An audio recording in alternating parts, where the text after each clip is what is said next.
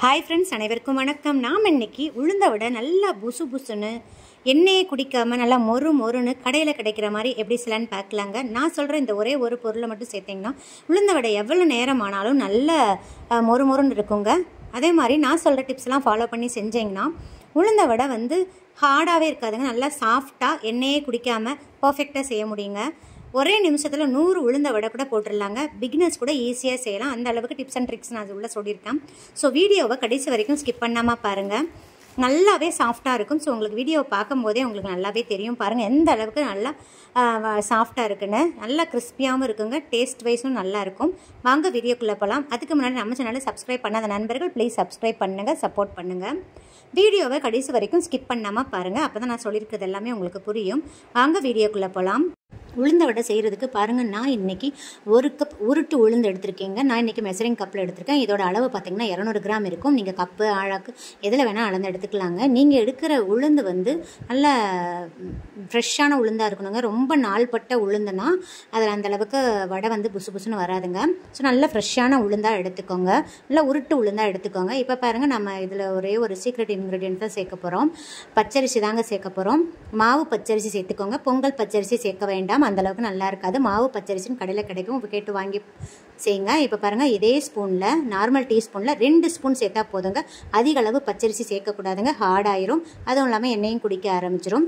அதனால் 2 ஸ்பூன் மட்டும் சேர்த்தா போதுங்க. 200 கிராம் உளுந்துக்கு 2 ஸ்பூன் பச்சரிசி, மாவு பச்சரிசி. இப்போ பாருங்கள், தண்ணி ஊற்றி நல்லா இந்த மாதிரி அழுத்தம் கொடுத்து நல்லா வாஷ் பண்ணிடுங்க.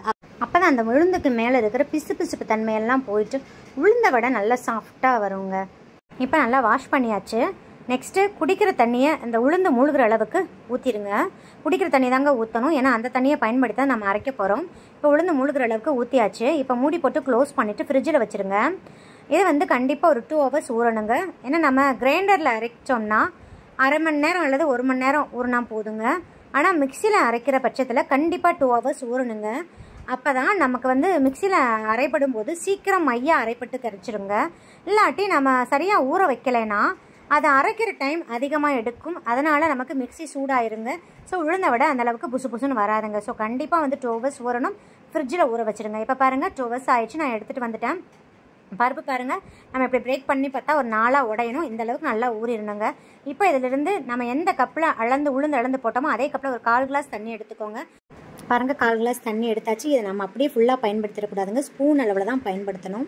இப்போ பாருங்கள், பேலன்ஸ் உளுந்தை இதே மாதிரி ஸ்ட்ரெயினர் யூஸ் பண்ணி வடிகட்டிடுங்க. இதை ஒரு 5 நிமிஷத்துக்கு அப்படியே வச்சு விட்டுருங்க. அப்போ தான் எக்ஸ்ட்ரா தண்ணியெல்லாம் நல்லா வடிஞ்சிருங்க.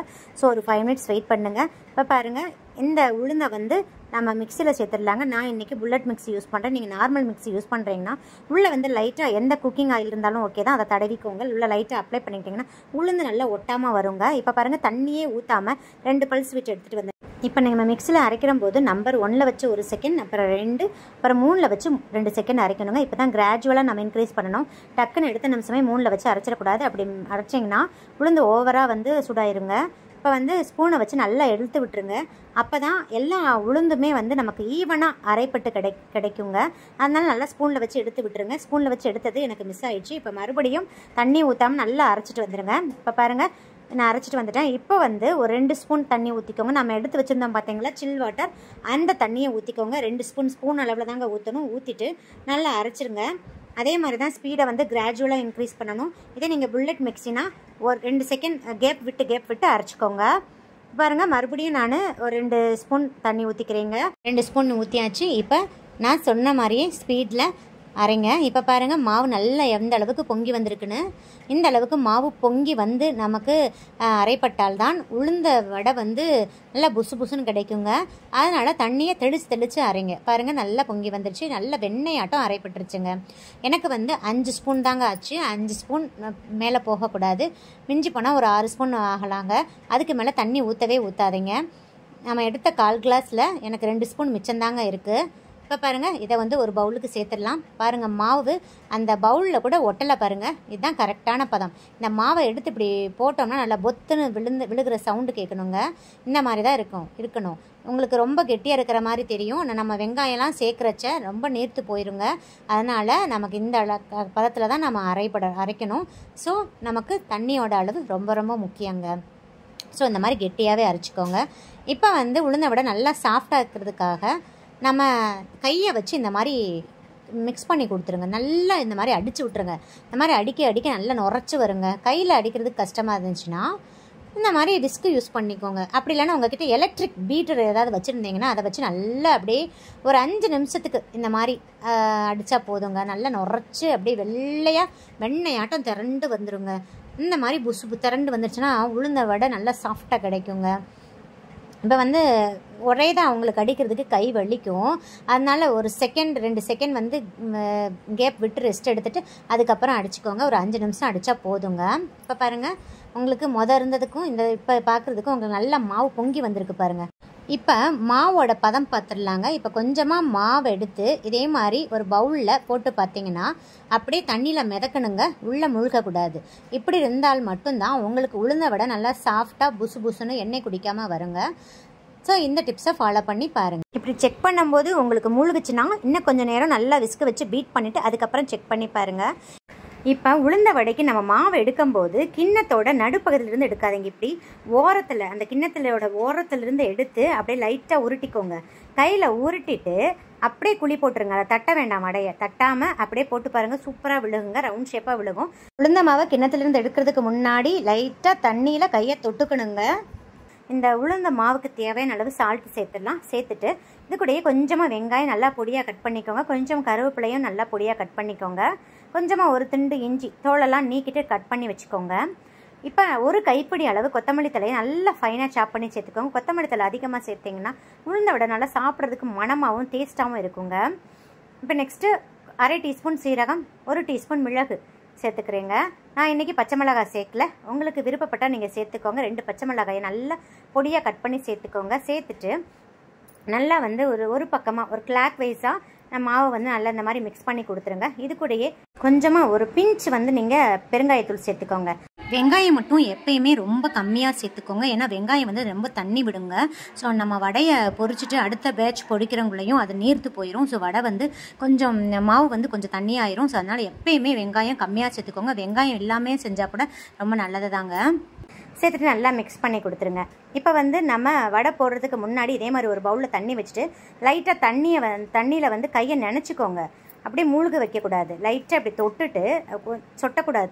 அப்புறம் நம்ம எப்பயுமே சொன்ன மாதிரி தான் அந்த கிண்ணத்தோட விளிம்பிலிருந்து அப்படியே டக்குன்னு எடுத்து ஒரு உருண்டையாக உருட்டி ஓட்டை போட்டு அப்படியே போடுங்க. இதே மாதிரி டைரெக்டாக நமக்கு எண்ணெயில் போட்டு பொரிக்கிறதுக்கு கொஞ்சம் பயமாக இருக்கும். எண்ணெயெல்லாம் கையிலலாம் தெரிக்குமோன்ற பயம் இருக்குங்க. பிகினர்ஸ்க்குலாம் ரொம்ப கஷ்டமாக இருக்கும். ஸோ அதுக்குன்னு ஒரு டிப்ஸ் இருக்குங்க, ரொம்ப நல்ல எஃபெக்டிவாக இருக்கும். பிகினர்ஸ்க்கு மட்டும் இல்லை, எல்லாத்துக்குமே ரொம்ப யூஸ்ஃபுல்லாக இருக்கும்.